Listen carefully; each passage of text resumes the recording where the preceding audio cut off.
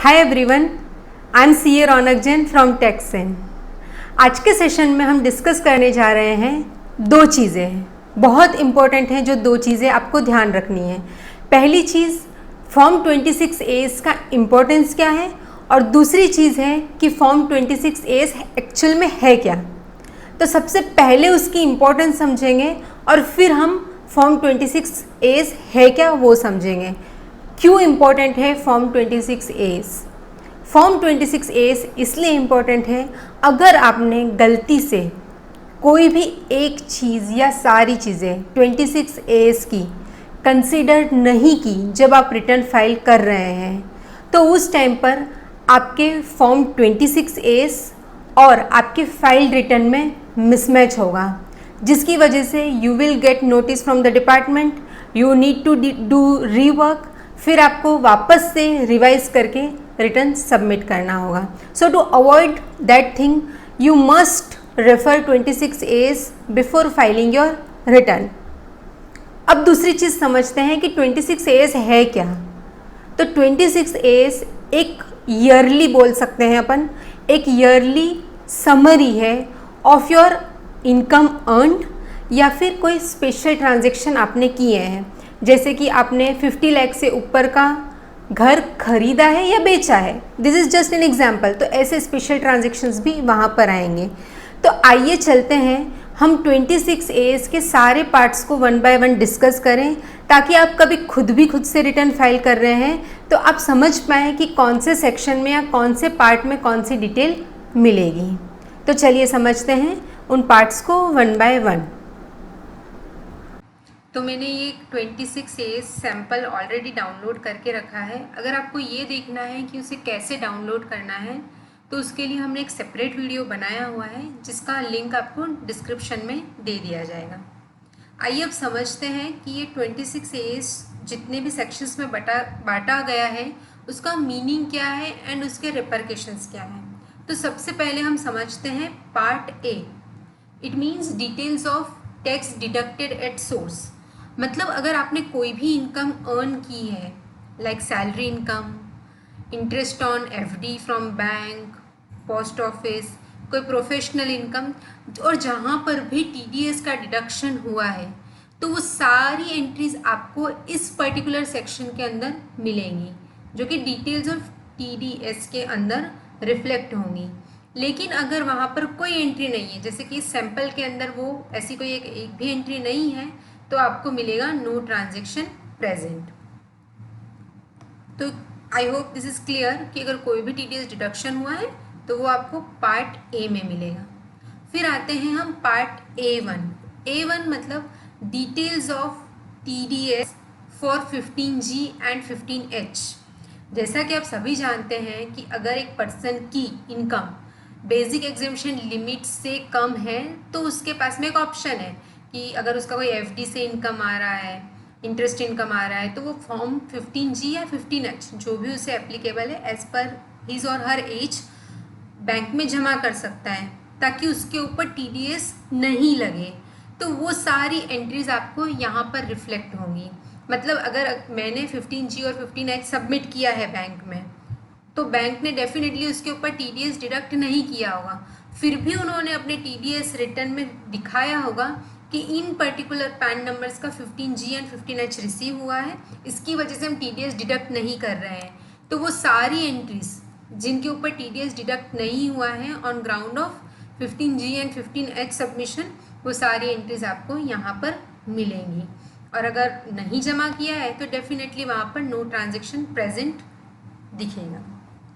फिर आते हैं हम पार्ट A2, जिसका मतलब है, जिसका डिटेल क्या होगी उसके अंदर, कि अगर आपका कोई TDS डिडक्शन हुआ है, लाइक आपने इमूवेबल प्रॉपर्टी सेल की है जिसका ट्रांजैक्शन का वैल्यू 50 लाख या उससे ज़्यादा था, या फिर आपने कोई रेंट पे दी हुई है कोई प्रॉपर्टी जिसका monthly rental income is more than 50,000, और अगर जो बायर है या जो आपका टेनेंट है उसने उसके ऊपर TDS डिडक्शन किया है and form 26QB and QC respectively इन दोनों केसेस में फाइल किए हैं, तो वो सारी एंट्रीज आपको यहाँ पर रिफ्लेक्ट होंगी।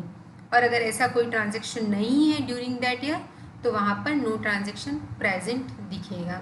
तो अब क्लियर है कि कोई ट्रांजेक्शन नहीं है तो हर सेक्शन में नो ट्रांजेक्शन प्रेजेंट दिखेगा, एंड अगर कोई ट्रांजेक्शन है तो वो आपको वहाँ पे डिटेल मिलेगी। तो ये थे पार्ट ए के सब हेड्स, और पार्ट ए कंप्लीट होता है। अब आता है पार्ट बी। पार्ट बी के अंदर डिटेल आती है, डिटेल ऑफ टीसीएस। इसका एक बेसिक एग्जांपल देती हूँ मैं कि अगर आप कार खरीदते हो, प्रोविज़न है कि अगर 10 लाख से ज़्यादा हो रही है उसकी वैल्यू तो उसके ऊपर टीसीएस कलेक्ट होगा, तो उसकी एंट्री रहेगी अगर उस पर्टिकुलर ईयर में, तो वो एंट्री आपको यहाँ पर रिफ्लेक्ट होगी। फिर आते हैं हम पार्ट सी में, details of taxes paid other than TDS और TCS.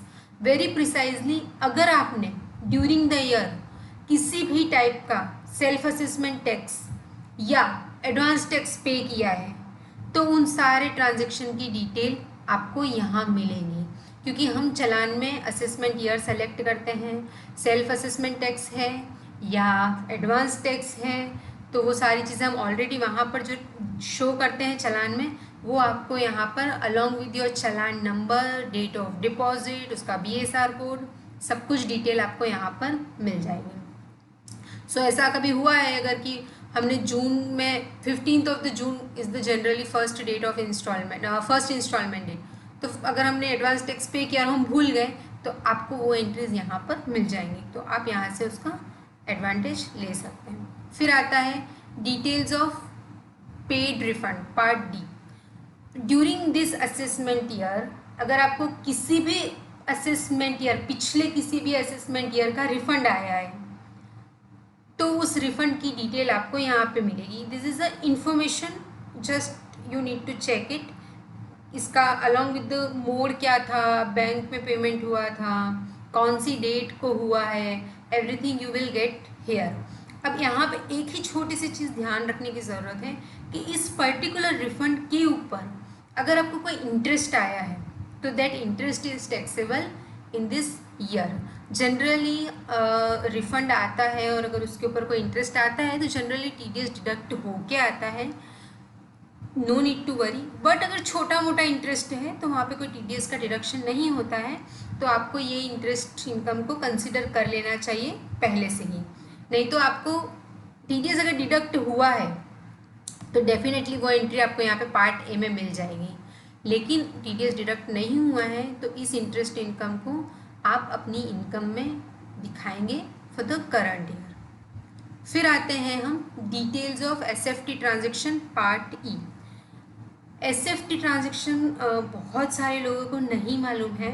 This is a statement of financial transaction, special financial transaction जो ड्यूरिंग द ईयर आपने किए हैं लेकिन आपने यहाँ पे रिपोर्ट नहीं किए हैं।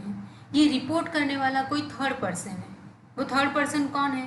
फॉर एग्जांपल अगर आपने कोई, वहाँ पर अलग अलग टाइप के प्रोविजंस हैं, लाइक अगर एक बैंक अकाउंट में 30 लाख से ऊपर का ट्रांजेक्शन हुआ है तो bank needs to report this to the department by filing AIR। AIR is annual information return, तो वहाँ पर आपकी डिटेल जाती है तो वो यहाँ पर रिफ्लेक्ट होती है। बाकी अगर आप इसमें नीचे देखेंगे तो आपको सारे एसएफटी ट्रांजेक्शन्स जो भी हैं रिफ्लेक्ट होंगे यहाँ पे, वो सारे मिल जाएंगे यहाँ पे। आप यहाँ पे देख सकते हैं कोई purchase of sale of immovable property, अगर 30 लाख से ऊपर का हुआ है डिडक्ट, मैं बता देती हूँ उसको क्या है।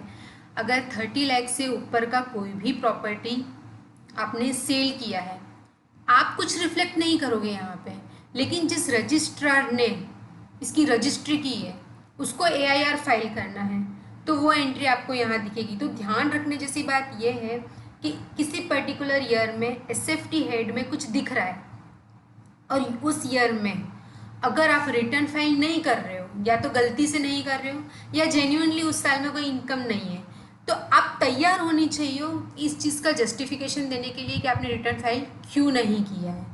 क्योंकि यहाँ पे दिखेगा, फॉर एग्जांपल एक म्यूचुअल फंड की एंट्री भी आती है कि 3 लाख से ऊपर के म्यूचुअल फंड ट्रांजेक्शन्स हैं तो वो यहाँ पे रिफ्लेक्ट होंगे। और अगर आप रिटर्न फाइल नहीं किए तो ऑब्वियसली क्वेश्चन आ रहा है इसकी ये इनकम का सोर्स कहाँ से आया जहाँ से आपने म्यूचुअल फंड बाय किए हैं। तो आप तैयारी करके रखिए, if you are not filing return तो आपको रिप्लाई देना पड़ सकता है, क्योंकि डिपार्टमेंट जनरली इन सारे केसेस में जहाँ पर एसएफटी में कोई ट्रांजैक्शन है और रिटर्न फाइल नहीं किया है तो 100% नोटिस सर्व होता ही है।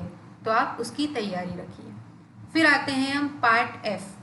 पार्ट एफ जैसा हमने पहले वाले पार्ट में ये देखा था, यहाँ पर अगर आप देखेंगे पार्ट A2 में आप अगर सेलर हैं या आप लैंडलॉर्ड हैं तो आपका TDS डिडक्ट होता है।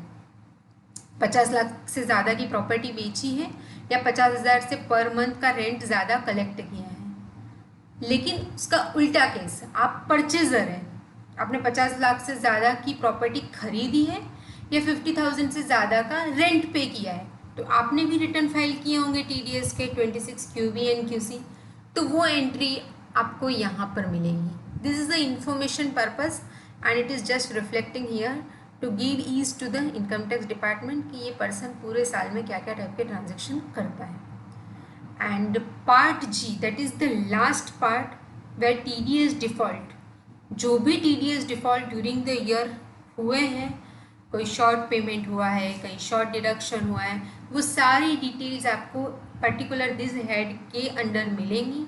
लेकिन अगर ऑन दो short deduction and short payment अगर कोई डिमांड रेज की गई है तो उसकी डिटेल आपको इस पर्टिकुलर सेक्शन में नहीं मिलेगी।